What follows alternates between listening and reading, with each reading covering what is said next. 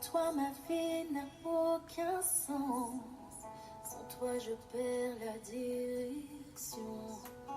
C'est seulement dans ta présence que je me sens vivante. Ta joie remplit mon cœur comme la chaleur de l'été. Alors je chante en ton honneur, mon bien-aimé. Je veux t'aimer, je veux t'aimer, je veux t'aimer, car tu m'as tant pardonné. Je veux t'aimer, je veux t'aimer, oh mon Yeshua. T'aimer encore. Chers frères et sœurs en Christ, bien-aimés dans le Seigneur, que la paix et la grâce de notre Seigneur Jésus-Christ vous soient immensément renouvelées. Voici la parole vivante, une édition spéciale qui s'adresse particulièrement à nos chers enfants unis par le lien du mariage dans le Seigneur. C'est pourquoi l'homme quittera son père et sa mère et il s'attachera à sa femme et ils deviendront une seule chair. Genèse 2, verset 24.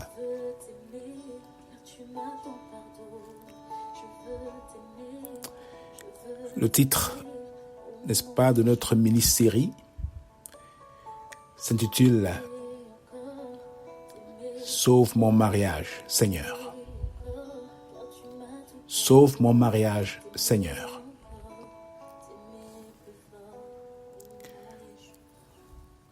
Avez-vous déjà essayé d'arrêter une voiture sans frein sur une pente glissante?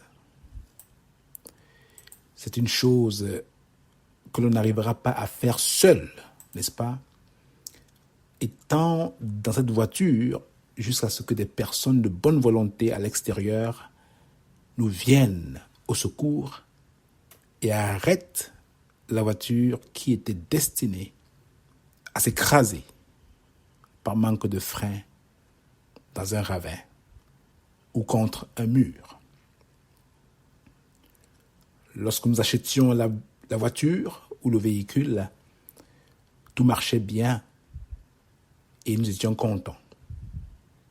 Mais à force de l'utiliser, on a oublié que les freins s'usaient et qu'il fallait les changer pour des nouveaux, afin de continuer de garder notre voiture avec nous plus longtemps et d'en jouir. Beaucoup de mariages de nos jours sont comme ces voitures. Ils sont sur une pente glissante et descendante. Au fur et à mesure que les années passent, beaucoup de couples ne vivent plus la joie de cette connue ou de continuer d'expérimenter cet amour qu'ils ressentaient réciproquement au début de la relation.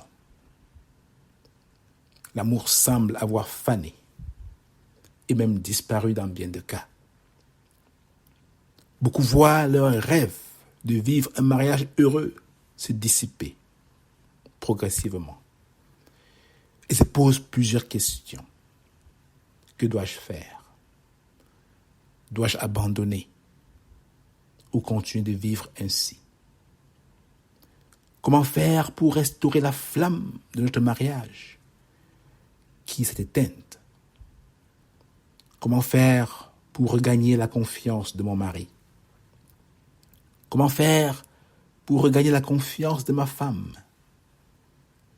Comment pouvons-nous faire pour recommencer et vivre ensemble nos rêves dans un bon mariage? Comment? Y aurait-il quelqu'un là dehors qui pourrait avoir notre intérêt à cœur et nous aider à empêcher à ce que la voiture de notre mariage tombe dans un ravin?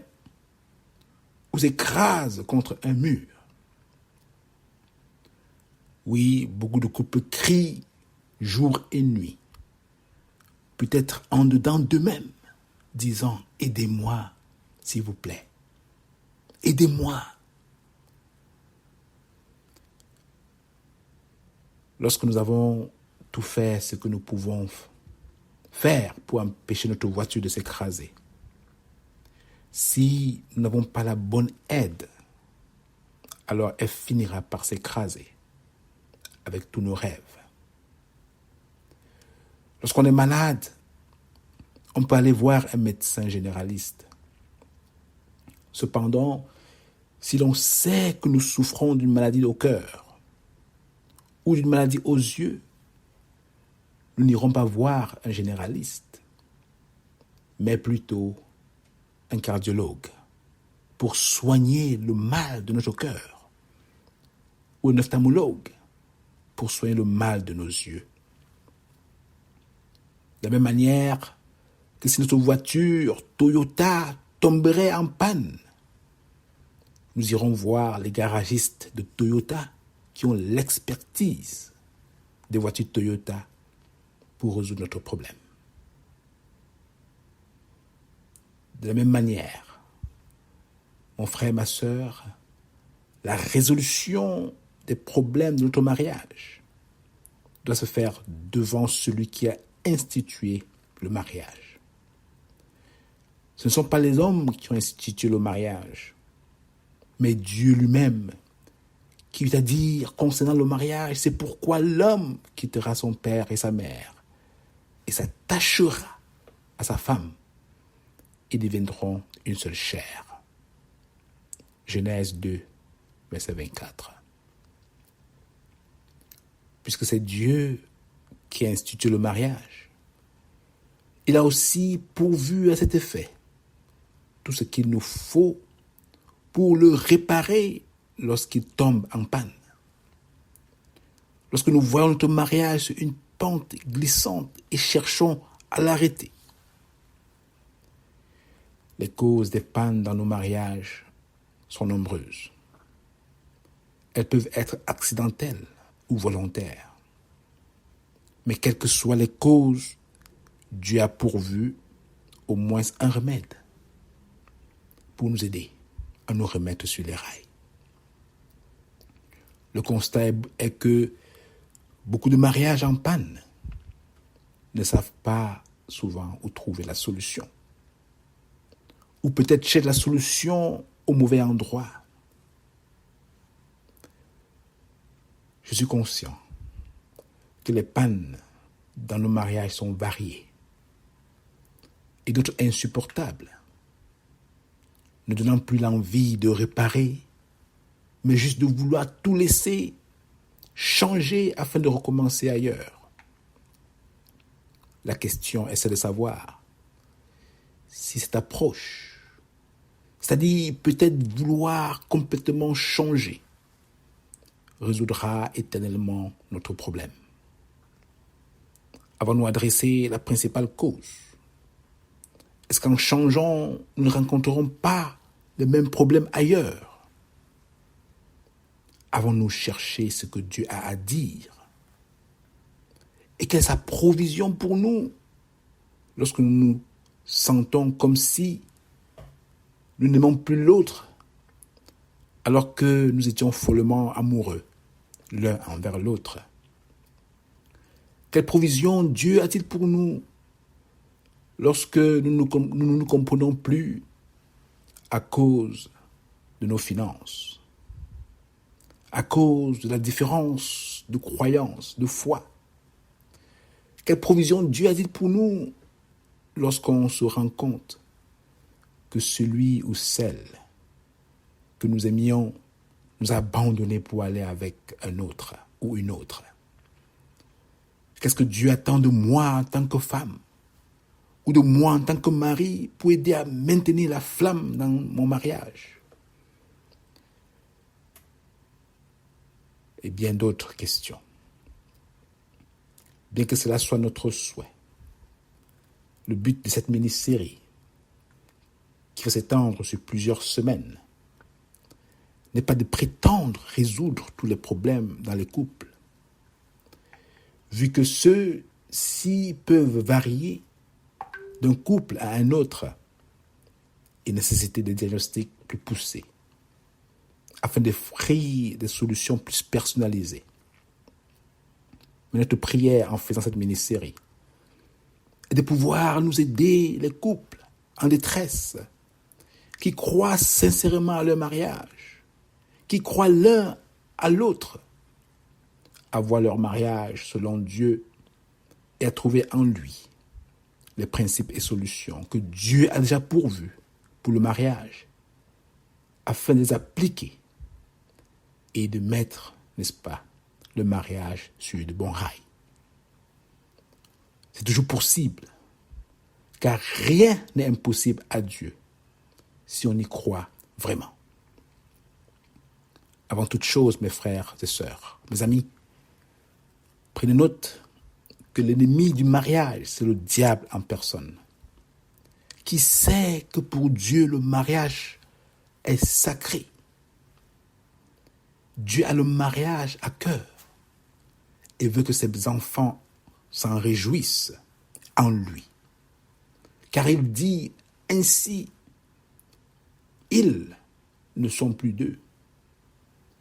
Oui, mais ils sont une seule chair, que l'homme dont ne sépare pas ce que Dieu a joint. Matthieu 19, verset 6. Le diable fera donc tout ce qui est à son pouvoir pour défier Dieu, en cherchant de détruire ce qu'il a joint par le lien du mariage, afin de détruire les foyers, n'est-ce pas? Sachant que ces foyers sont des cellules de formation initiale, des cadres sécuritaires pour, n'est-ce pas, la protection de nos enfants, afin d'avoir une société plus prospère. Le diable est contre ce qui est bien. Voilà pourquoi il fera tout pour détruire les mariages. Voilà pourquoi il fera tout pour créer de la zizanie. Peu importe son moyen.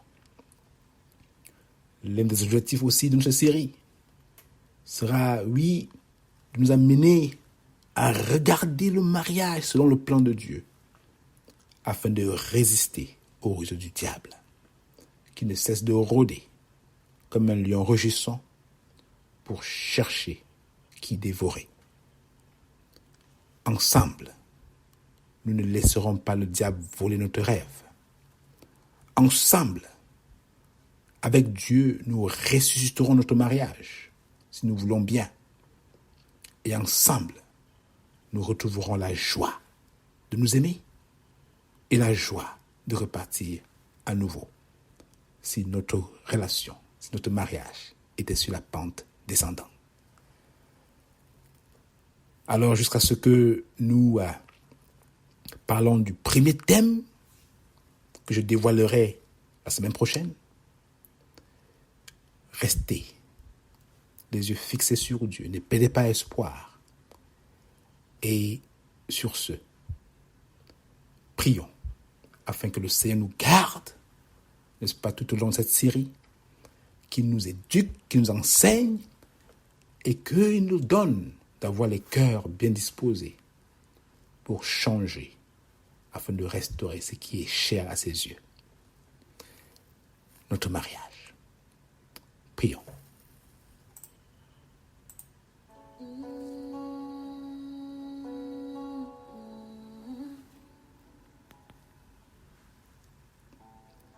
Sans toi, ma vie n'a aucun sens. Sans toi, je perds la direction. C'est seulement dans ta présence que je me sens vivant. Oui, Seigneur, tu as institué le mariage pour notre bien, afin de répondre aux besoins de ceux que tu y as destinés. Nous te bénissons de ce que le mariage est sacré pour toi et que tu veuilles que nous puissions te nourrir en tant que mari et femme dans nos vies de couple. Tu es conscient des problèmes que vivent beaucoup de foyers et de leur manque de ressources pour les aider à revenir sur les rails afin d'expérimenter un bon mariage, selon toi. Nous te prions qu'à travers cette mini-série, ô Père, tu puisses porter secours par tes conseils à tes enfants en détresse dans leur mariage et qui n'attendent que ton secours pour se relever. Merci déjà d'avance pour tes provisions innombrables à cet effet. C'est au nom de Jésus-Christ que nous avons prié. Amen.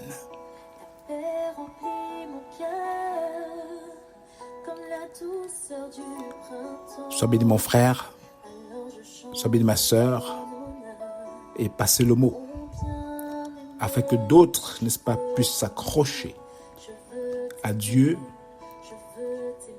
et connaître aussi cette mini-série qui les aidera à revoir la lumière dans leur couple. Soyez bénis, portez-vous bien, et que d'ici là, il vous garde sous sa protection, et que dans sa grâce, il nous donne de nous revoir donc une prochaine fois. Bonne journée et à bientôt.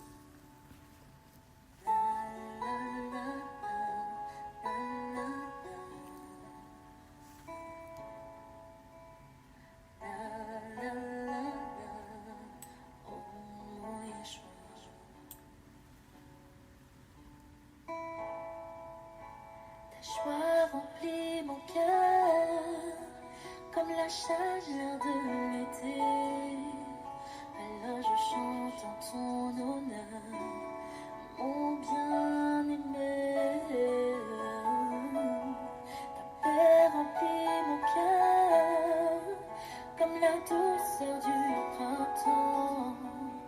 Alors je chante en ton honneur, mon bien-aimé.